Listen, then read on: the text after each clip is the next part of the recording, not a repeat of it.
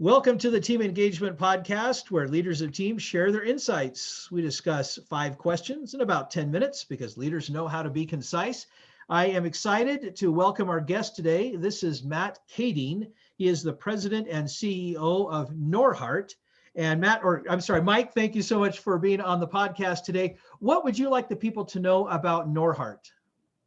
Yeah, at a high level, Norhart builds and manages apartments, but our passion is really about creating a better way for people to live. So that drives us to make different kinds of decisions. For example, our investment in technology. So a lot of our apartments are very smart with a lot of cutting edge technology, letting people access units using things like your watch. And then other things like building community and relationships with people within the properties. Wow, that's a great concept. So it's a lot more than just throwing up a building and renting it out. You're actually trying to create some experiences there. Exactly. Oh, that's great. I really like that approach. Are you nationwide, or you stay pretty close there in the Minnesota area? Yeah, so we're just in Minnesota right now, but we are growing very rapidly at the moment. So it'll be wider soon enough, I'm pretty sure. Oh, that is great. Well, good luck to you with all of that. All right, well, let's jump to our questions. Mike, if you could share with us an experience that you've had with collaboration in a team. You know, for us, we really work to build teams that feel very collaborative, but when a team starts, it's just separate individuals, right? And there's a lot that goes into that, but what's probably the most interesting is the pinnacle point for us. About a year later, we bring everyone together into a room where they share with each other what each person is doing really well. And then they go eye to eye directly to the other person, sharing with them what they're not doing well. And there's this process that people go through. They start with fear and ignorance, right? They don't know what their own problems are, and they're afraid that other people might expose them. And then the moment at which they hear that feedback, there is this state of vulnerability and pain hearing that input.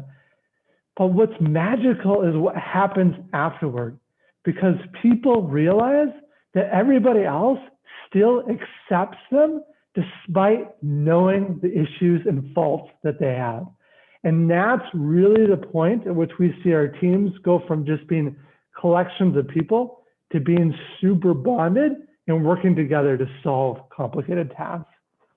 Boy, I'll bet that's a very emotional experience, exhausting, I'm sure, but what a great exercise to allow people the opportunity to communicate with each other. I love that. That's a great concept. Yeah. Question number 2, I hear from other leaders of teams that it can be a challenge to measure engagement. What are your thoughts? Boy, personally, I don't think it's that tough to measure engagement. I think what's tough is when you collect that information in, is how do you actually move the needle, right? So we work with a nationwide company who specializes in measuring engagement, and we collect survey information and connect with our employees quite a bit on this topic. It's very important to us. We're actually going through it again right now, but we get tons of information. But how do you move that ball, that needle forward is what we work a lot on. So that's a number of different team meetings that we work together on. That's a lot of communication. That's a lot of fixing very acute problems sometimes, but it's fun. If you constantly work on that cycle, you can see a step improvement in engagement. That's a great thought. And I like that you emphasize that it's fun, that you let it be a fun experience to kind of have that growth and to help move that needle a little bit. That's a great response. Question number 3, based on your experience, Mike, what is one quality or attribute of a confident leader? I think probably the most important one to me is knowing where the company is going, being able to make that really clear, simple, and then getting everyone to follow the same direction. So for us, the way we spell that out is we have our purpose, which is why we do what we do, our mission, values, describing who we are, strategies, goals, and habits.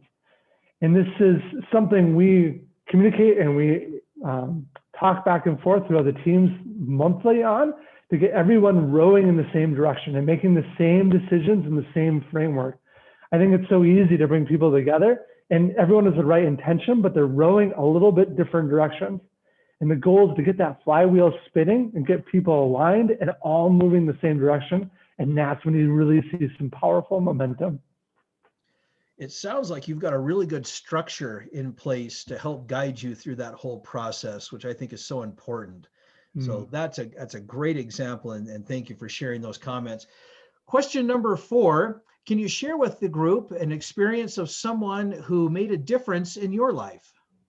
Yeah. When I was in college, I would reach out to as many like executives and CEO kind of people as I could. And one of them had lunch with me from one of the larger organizations here in the Twin Cities. And he looked at me and said, Mike, with the companies that you're looking at working with, what is your purpose? And I was like, we were getting involved in apartments. And I was like, well, it's to build and manage apartments. That's what we're doing. We're going for it. And he's like, no, Mike, that's not your purpose. That's what you do, but that's not why you do it. Mike, why do you want to build apartments? And that was a key moment for me. It took us years to really understand what that purpose or why we're doing what we're doing. And for us, that's to build, to create a better way for people to live. That's the heart behind everything we do and the decision making we make. And it was through that exchange and that understanding from that one key leader kind of totally changed my vision for the future.